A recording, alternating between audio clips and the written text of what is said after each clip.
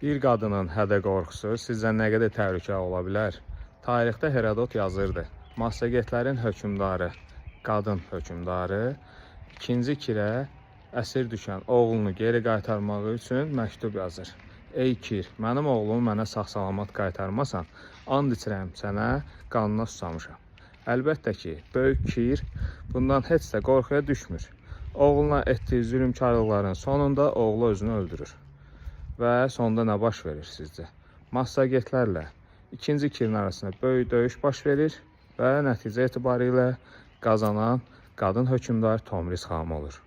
Əlbəttə ki, 2-ci Kirin başını kəsib, qan dolu tuluğun içinə qoyur və deyir: sən qan içməkdən doymurdun, indi isə doyunca iç.